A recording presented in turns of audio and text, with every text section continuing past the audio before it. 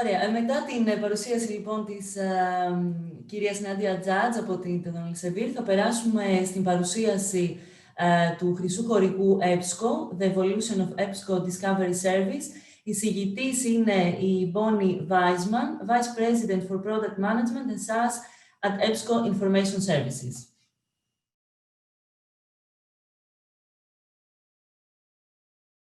Over the last year, we have made many advancements in the areas of authentication and personalized user experience. We continue to support traditional authentication methods like OpenAthens, SAML, Shibboleth, IP, and others, but have also recently added functionality that provides more avenues for users to access our products. We recently released Google Casa, which will allow users to access EBSCO resources through a one-time 30-day campus IP affiliation. This functionality will also ensure that users have an easier time finding and linking to EBSCO results from Google Scholar.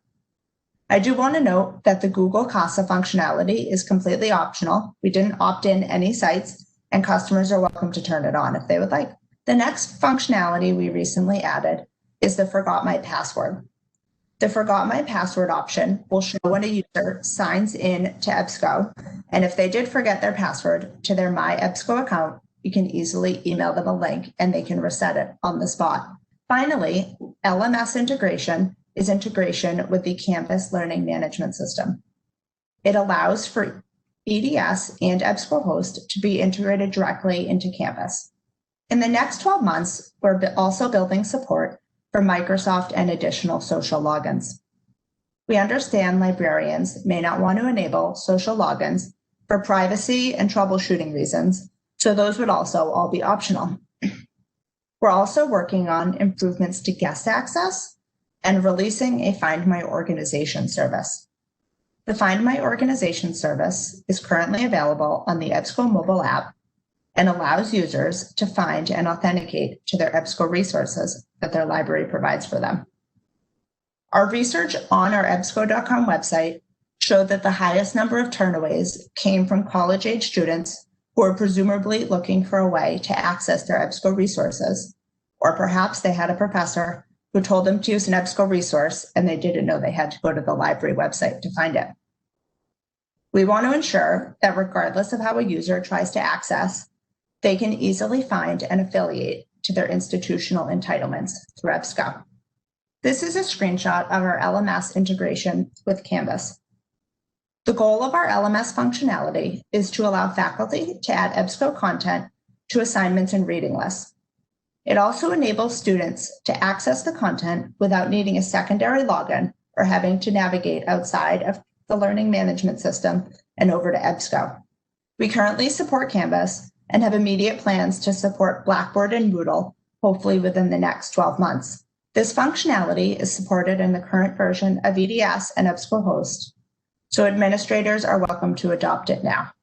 Search is the next area where we're making some large-scale exciting improvements. Our EDS search differentiates itself from the competition due to its relevancy ranking algorithm.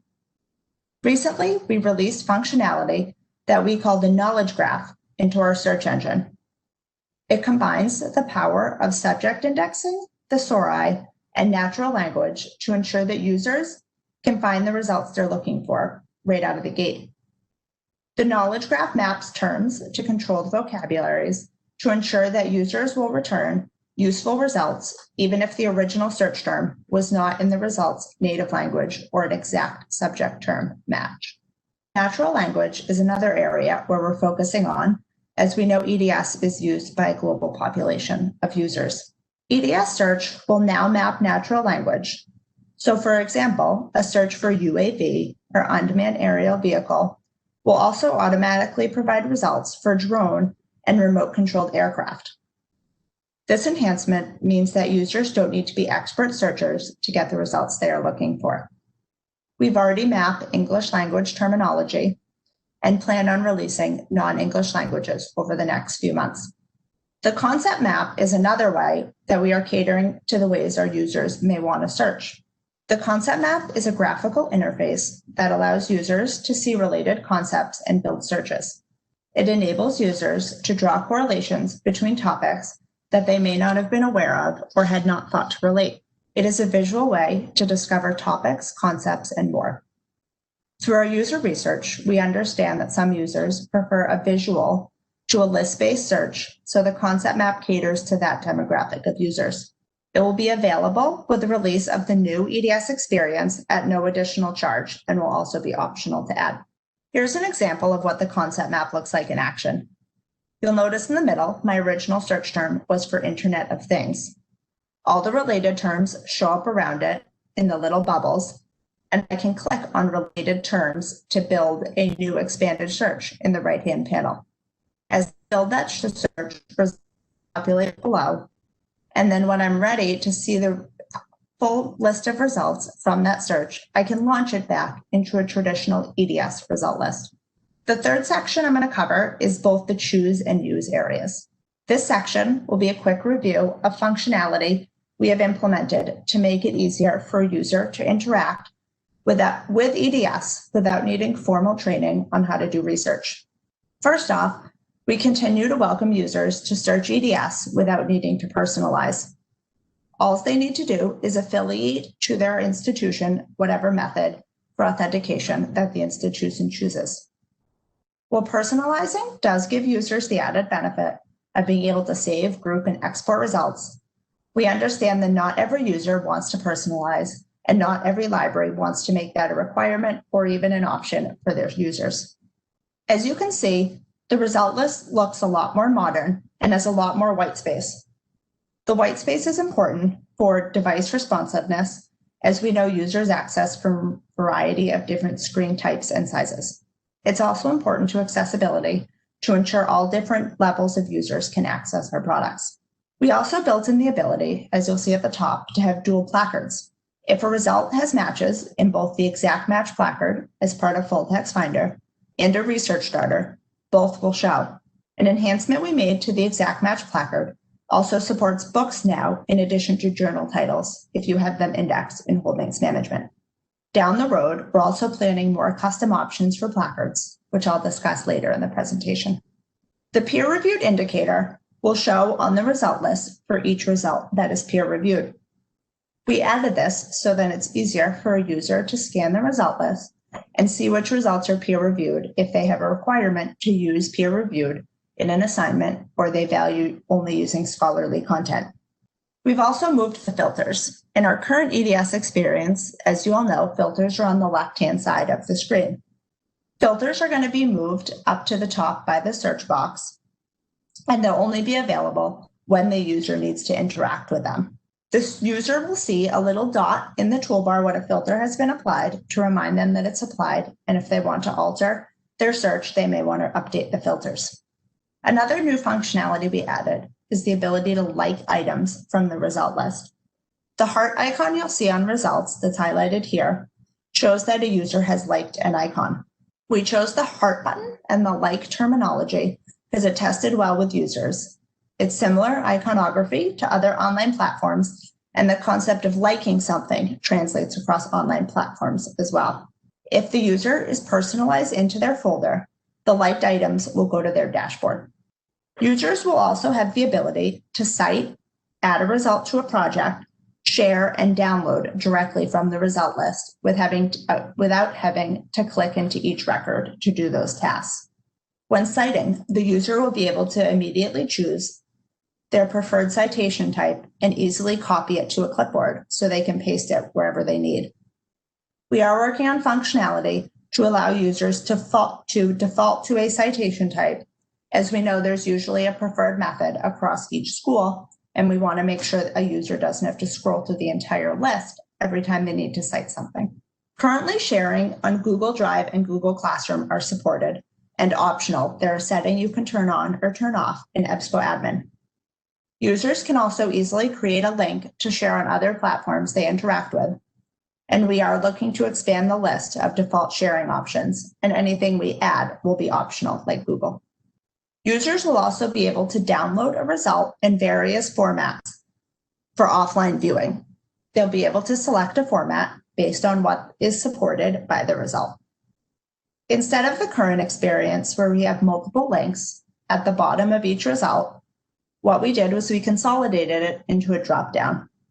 Through user testing, we learned that those multiple links can often be confusing to users because they're not sure which is the best one to click on, or they're not sure what the different text on each means or any iconography on each. So we choose to consolidate it into a simple read now dropdown. If there are no immediate full text options, there will also be a dropdown for ways to access, whether that's through an ILL form or another type of library request. I'll also note that the dropdown will still honor any settings in EBSCO admin around the title for links, the number of links set to show, and the order in which they show. Ebooks will also be able to be viewed and downloaded directly from the result list. This is in addition to other ebook enhancements we are making, such as the ability to download chapters directly from the detail page, the option to download the whole book, or just individual chapters if that's the only section that a user needs to interact with. In our new ebook viewer, we also built the ability to search within the ebook full text, so the user can look for exactly the information without having to skim the entire book. The Add to Project option is a new option that we built. The Add to Project correlates to the enhancements we're making to the dashboard. The dashboard is going to be replacing the My EBSCO folders we have today. The dashboard will allow for a user to personalize and organize their projects, which is just a grouping, whether it be an assignment or a topic they're interested in conducting research on. Any items they like with that heart icon will go into their dashboard. They'll be able to see past searches and more. The dashboard will work on both the new mobile app and the desktop version of EDS, so users can add results from any location as long as they are personalized in. The goal was to give an experience similar to other web services that we use to organize information. Think of Spotify, Gmail, or Facebook, where we can collect and organize all of our information in one place on those platforms. Much of the functionality I outlined might have been stuff you have already seen from demos with your EBSCO sales team, or maybe other marketing sessions you attended to learn more. I also want to give a glimpse into functionality we are working to build as we expand our user base for the new EDS experience to more advanced users. We embarked on a robust beta program with over 60 customers in different markets and different regions. We did this to collect feedback on our initial release of the new EDS experience. The beta program was a 10-week collaborative project between customers and EBSCO teams. The goal was to test the interface with both library staff and different types of end users to collect feedback and help EBSCO inform our roadmap. Overall, the feedback was incredibly positive, and as a side effect, it helped us build stronger relationships between customers and our product management and development teams that worked with the betas. The biggest feedback we received was in 4 different areas: advanced search, guest access, widgets and customization, as well as advanced level catalog functionality for those customers who choose to load their library catalog into EDS. I want to review some of the initial designs in those areas now. I will caveat that all the designs are subject to change as we continue to iterate on the designs and conduct additional testing. Our goal with the patron functionality, as we call it, is to provide an experience in EDS that allows a user to interact with the library catalog without having to go over to the separate catalog interface, learn that interface, and potentially log in again. We want the user to be able to place, view, and edit holds within EDS, to check live availability, and also to manage checkouts and fines. We think this makes a more seamless experience and doesn't worry about the user potentially hitting a link dead end or getting confused when they navigate away to a different interface. Advanced search is another area that we're continuing to iterate on.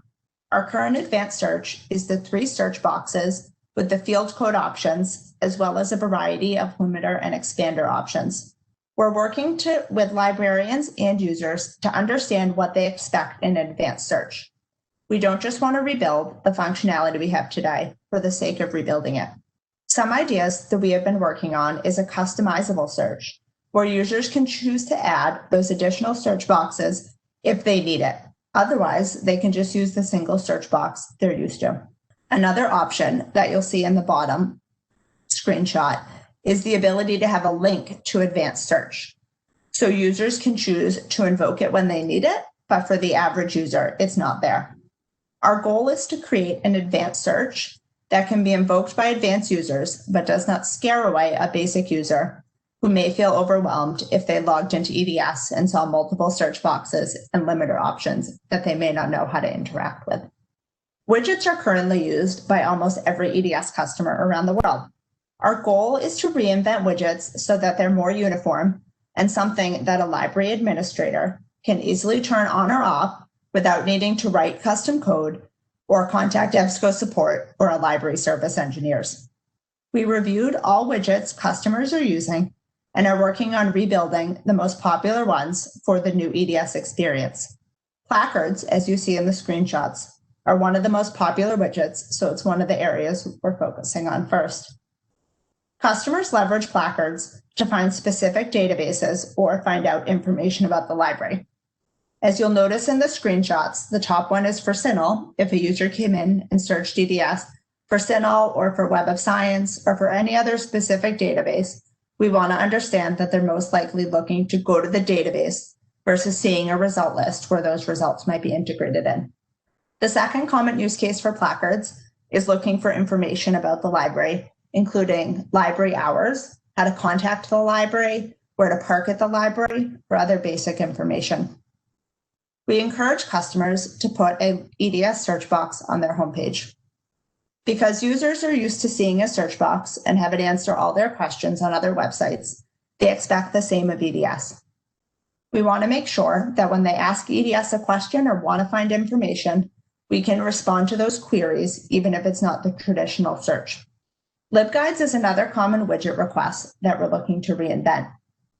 You'll see the updated design in the blue box in the bottom of the screen. The LibGuides customization will have the same look and feel of the new interface, so it will blend in seamlessly. It will also be able to grab the search result and only surface recommended LibGuides if it matches the search result for a topic. As I discussed earlier, the Find My Organization option will allow users to access their EBSCO entitlements from ebsco.com. In addition to this, we're also working on guest access functionality, like we support today, so users can see a result list after searching EDS without needing to first log in. Through user testing, we've learned that users are more likely to authenticate if they can confirm a result they see will be useful to them ahead of time. And the last thing I want to touch on is how institutions will adopt the new EDS experience. Our goal is to allow customers to both move to the interface when it's ready for them and when they are ready for adopt. We're going to build the functionality in stages, so it won't be ready for all customers right off the bat. Our first early adopter basic customers will start migrating later this month. We won't expect customers to adopt before the functionality they currently use is available, and we'll contact them when we think it is ready for them.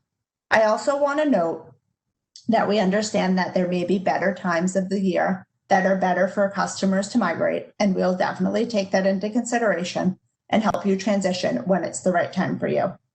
EDS customers will be the first to adopt this new experience, and we're also working on some similar exciting enhancements for EBSCO hosts, which will be available next July or August. We've made it very easy to adopt the new EDS experience to make it a seamless transition for libraries. We've built a technology so that data from your existing EDS profiles can be used to populate the new experience, meaning there's no advanced configuration or EBSCO admin work needed on the back to build a new profile or create new links. We've also built the functionality so that customers will be allowed to preview before adopting. This preview state means that customers can look at their unique EDS experience, their branding, content, links, and settings on the new UI so they can get familiar with it, train their users, create any materials they want to market the new EDS before they give the final okay to adopt.